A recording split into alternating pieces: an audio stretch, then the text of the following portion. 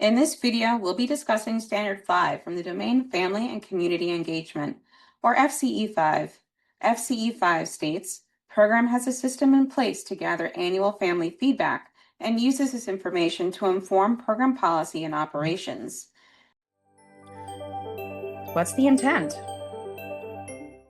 The intent of this standard is to ensure that families' unique needs and preferences are considered for policy and practice updates. By incorporating diverse perspectives into decision-making processes, programs can ensure that their policies and practices are culturally relevant and responsive to the needs of the children and families in their care. This approach fosters a collaborative environment where families feel valued and engaged, leading to stronger partnerships and better outcomes for children. How many points are possible? This standard is worth up to 3 points. For 1 point, you will need a written policy. For 2 points, you will need sample feedback from 25% of families collected within the last year and examples of how evidence informs program change. What is the recommended evidence? Examples of evidence for the standard include a family feedback policy, examples of feedback, and a narrative description. Let's take a look at these in more detail. The family feedback policy, a clear policy outlining how the program collects input from families through a structured system.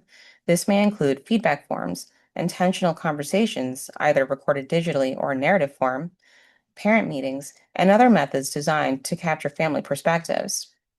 Examples of feedback. Examples of feedback collected within the past year can include collated data summarizing family input or screenshots of specific comments recorded in narrative form that were considered in program decisions. These examples demonstrate how family perspectives actively inform program improvements. Your narrative description. A narrative explaining how family feedback is used to guide program policy, operations, and enhancements. For instance, narratives may highlight specific program changes supported by screenshots of feedback, comments, or data charts considered during decision-making. Additional evidence could include a parent board tracking changes implemented based on family input, clearly showing how feedback shapes program improvements. Here are some tips. This standard has 2 components. 1, writing a policy that describes the process of collecting feedback from families, and 2, using this information to improve program practices. For example, parents provided feedback to add diversity to the menu, and then that feedback is incorporated by adding foods that cater to children who have allergies or need kosher, vegetarian, or vegan food options. Consider the following. If possible, use the summer to plan out how you'll get this information from new families at the beginning of the school year. Consider how other standards may work well with this standard.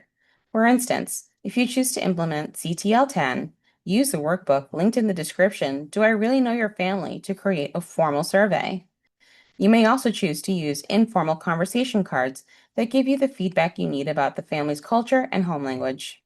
If you choose to implement FCE 9, remember to find out the learning opportunities families are looking for and which format is suitable for them while developing the survey or form for collecting information.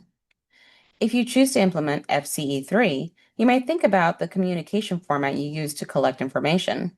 Does it allow for one-way or two-way communication between programs and families? At the end of the year, think about the ways to create or enhance family feedback surveys to assess what's working and what's not working from a parent's perspective.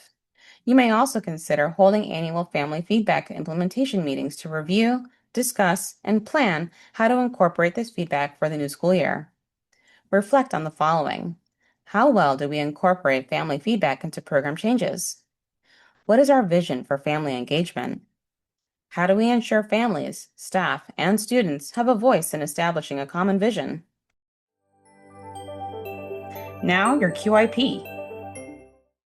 While writing the QIP, consider whether you already have feedback collection practices in place and if you want to write a policy. Or, if you already have a policy, would you like to modify it based on any new information or resources you've received? Consider the following. How can you be mindful of which voices you are or are not hearing from? How can you ensure that the changes you make based on family feedback are aligned with your mission, vision, and values? How will you analyze and interpret data? Will there be a team of people to decide which feedback should be implemented? When will this team get together? How will you ensure that the changes made are sustainable? Will the policy be placed in a parent handbook and/or staff handbook? What time of year will the feedback be collected, reviewed, and incorporated? How often will this process be repeated? For further guidance on the standard and your specific program's needs, please speak to your technical assistance specialist.